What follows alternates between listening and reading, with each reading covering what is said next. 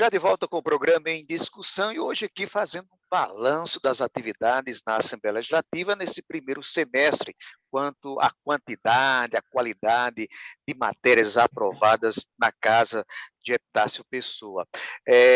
Doutor Guilherme, uma coisa interessante que você falou no início aí sobre os números e comparando o primeiro semestre o ano passado com esse primeiro semestre, já quase uma igualdade de matérias aprovadas. Isso quer dizer que, quando chegar ao final do ano, é possível, então, ter um aumento aí pelo menos de 100% em relação ao ano passado. É isso mesmo? Veja só, Eri, no ano passado, no primeiro semestre, foram 4.004 matérias apresentadas, certo? E já no primeiro semestre de 2021, temos 5.178, ou seja, já representa um aumento em relação ao mesmo período do ano passado de 29,32%.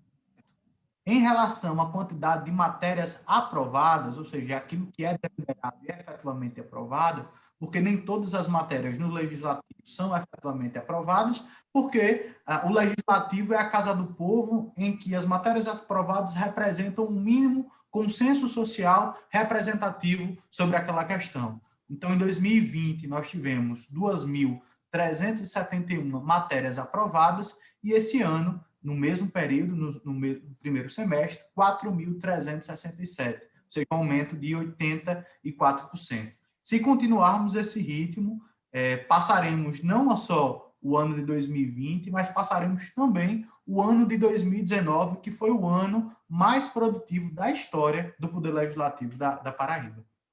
Muito bem. Doutora Carol, uma coisa que você trabalha e conhece muito bem, que está à frente desse trabalho, que é das comissões, as assistências às comissões, e as comissões também trabalharam de forma afinco, atendendo e nos seus devidos horários, né, na semana, dentro do agendamento da casa, e de forma que realmente trabalhou constantemente, de forma intensa, para atender esse número e essa qualidade de matérias aprovadas. Sim, sem dúvida, Eri.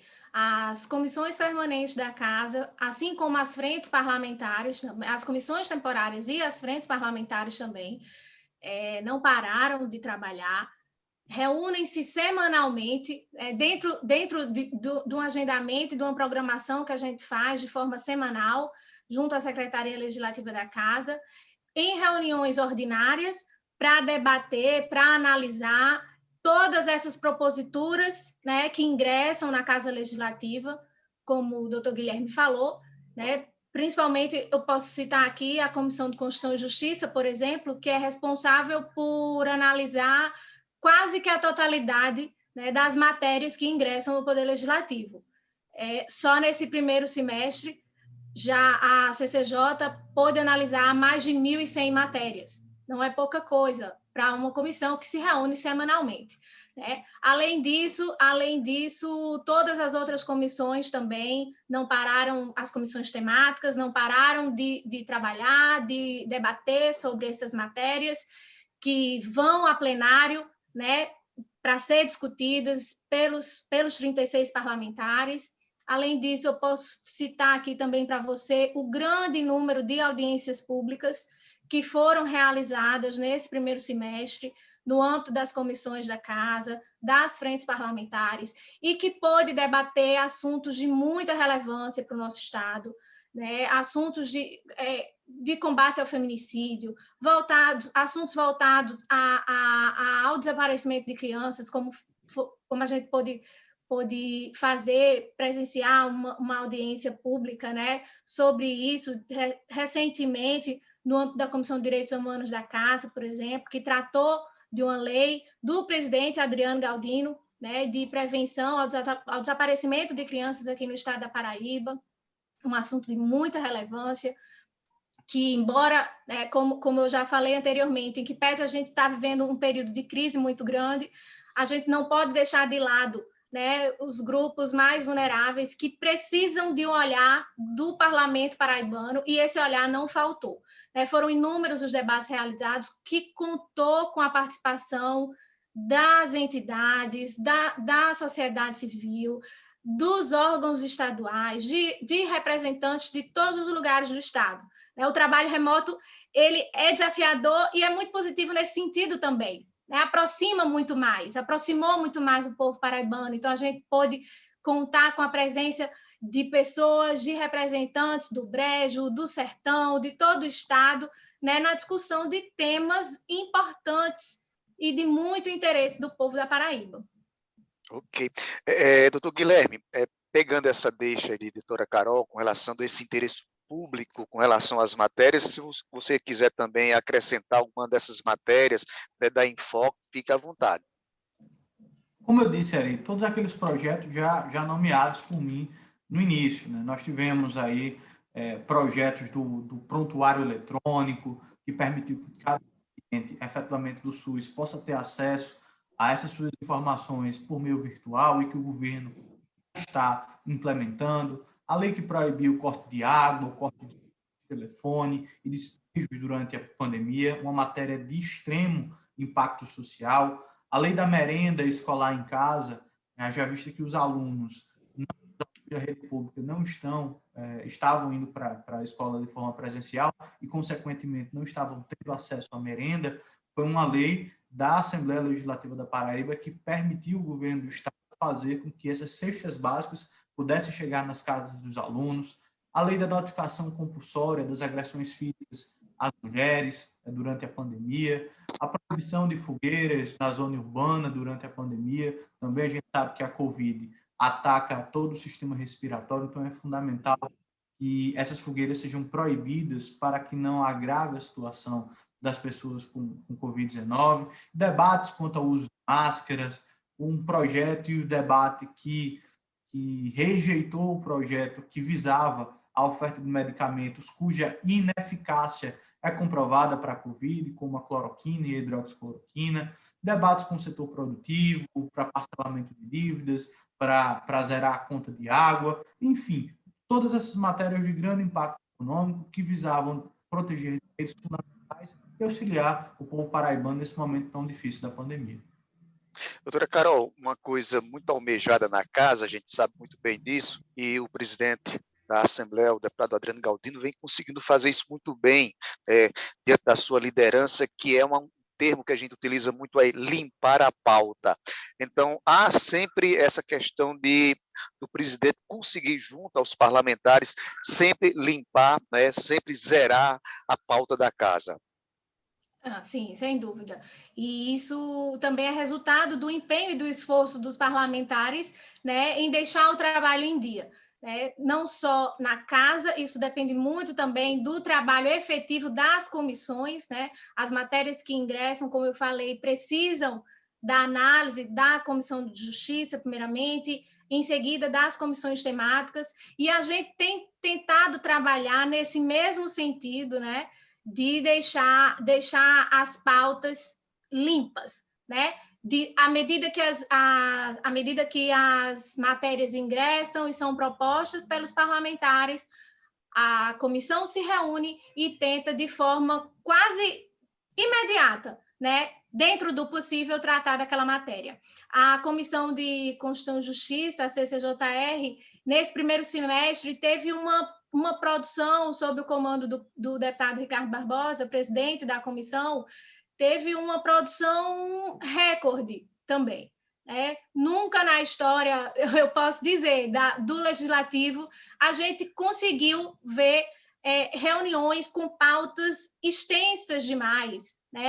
Foi um desafio tentar colocar a pauta toda em dia, a pauta da comissão todo dia, e esse vem sendo um trabalho que a gente vem fazendo desde então, de priorizar a votação das matérias logo que elas ingressem na casa das pessoas.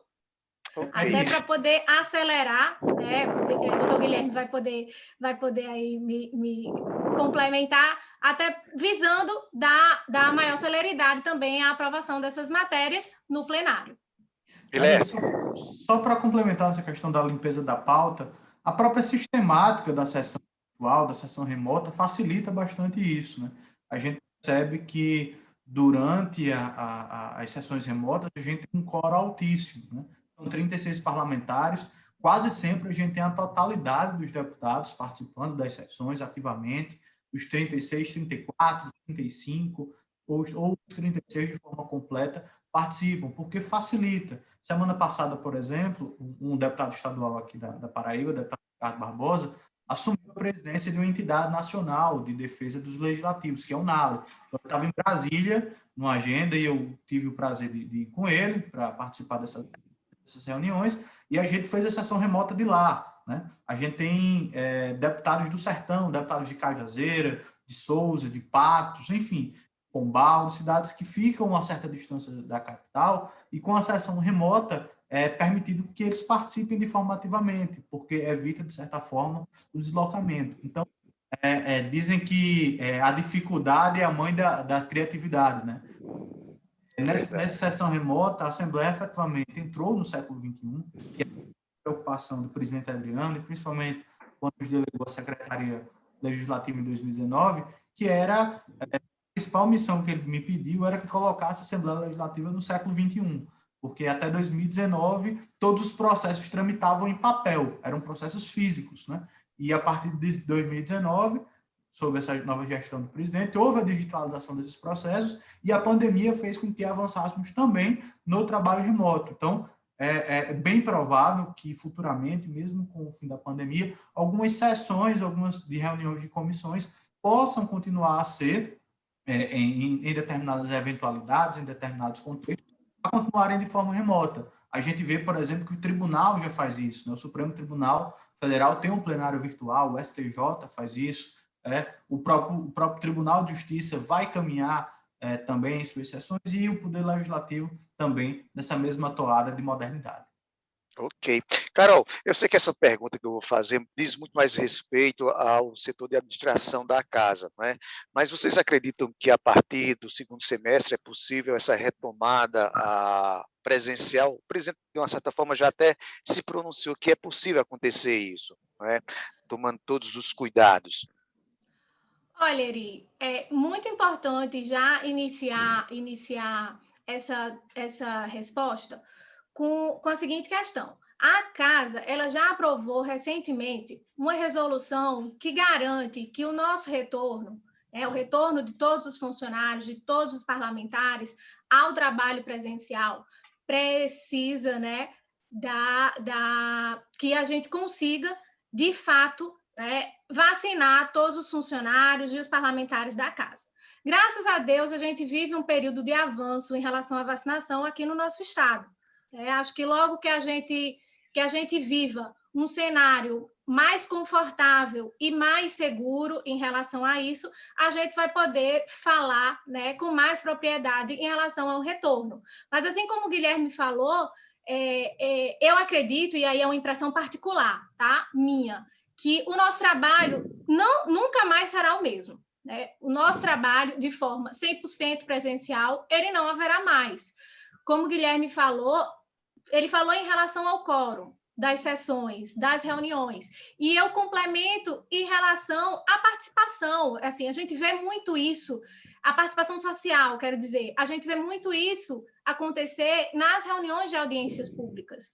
A gente realiza uma audiência pública, por exemplo, presencialmente, né? A gente impede que pessoas de outras regiões do estado possam participar, não são todas as pessoas, né, que talvez naquele dia, naquele momento, pode fazer esse deslocamento.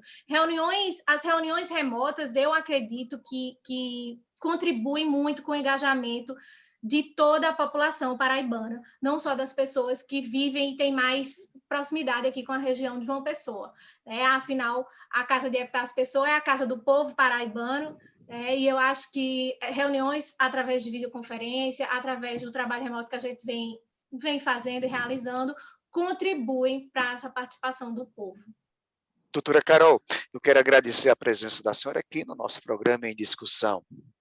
Eu que agradeço o convite, a boa conversa, agradeço também ao doutor Guilherme, né, que contribui traz para a gente, né, todos esses números que, de fato, no cenário que a gente vive hoje, doutor Guilherme, da pós-verdade, contra números não há nenhum argumento, né?